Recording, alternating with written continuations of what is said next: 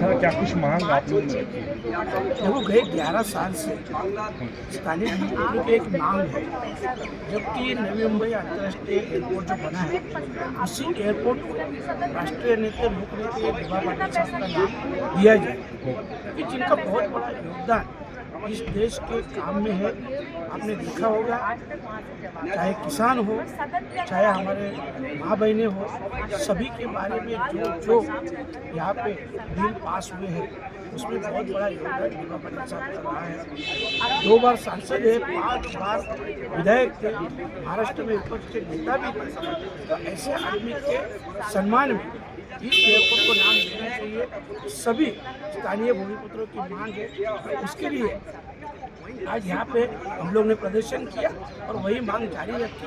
उसके लिए और एक बात बोलता हूँ कि 2022 से महाराष्ट्र सरकार की ओर से, मतलब विधानसभा और विधान परिषद की ओर से ये प्रस्ताव यहाँ भेजा है, एक मत से प्रस्ताव यहाँ भेजा है कि दिवा पाटिल साहब का नाम लिया जाए। 3 साल से ये प्रस्ताव पेंडिंग है, इसके बारे में कुछ भी सेंट्रल गवर्नमेंट डिसीजन नहीं लेगी। इसके लिए आज हमने यहाँ पे निदर्शन किया। मराठी भाषा गेल्या 11 वर्षापासून राष्ट्रीय नेते लोकनेते स्वर्गीय दिवा पाटिल साहेब यांचं नाव नवी मुंबई आंतरराष्ट्रीय विमानतळाला द्यावं, अशा प्रकारची मागणी सातत्याने भूमिपुत्रांची होत आहे, संघर्ष होत आहे। आणि आपण पाहिलं असेल, स्वर्गीय दिवा पाटिल साहेब 2 वेळा या संसदेचे सदस्य होते, 10 वर्ष 25 वर्ष महाराष्ट्र विधानसभेचे सदस्य होते, महाराष्ट्र विधानसभेचे विरोधी पक्षनेते होते। आणि त्याहीपेक्षा महत्त्वाचं, समाजसेवेमध्ये आज जोही काही माता भगिनीचा भ्रूण हत्येचा विषय असेल, तो 1989ला आदरणीय दिवा पाटिल साहेबांनी महाराष्ट्राच्या विधानसभेत पास केला। त्याची दखल केंद्र सरकारने घेऊन 1994ला केंद्राने देखील स्त्रीभ्रूण हत्येचा कायदा पास केला।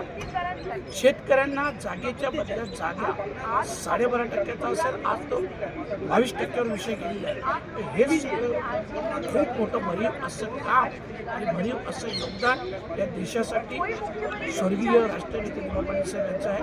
आणि म्हणून त्यांचं नाव नवी मुंबई आंतरराष्ट्रीय विमानतळाला देण्यात यावं, अशी मागणी स्थानिक भूमिपुत्रांची आहे, जेणेकरून त्यांच्या कार्याचा देखील सन्मान होईल आणि नवी मुंबई आंतरराष्ट्रीय विमानतळाची नक्कीच त्यांच्या नावाने उंची वाढेल, असं माझं ठाम मत आहे।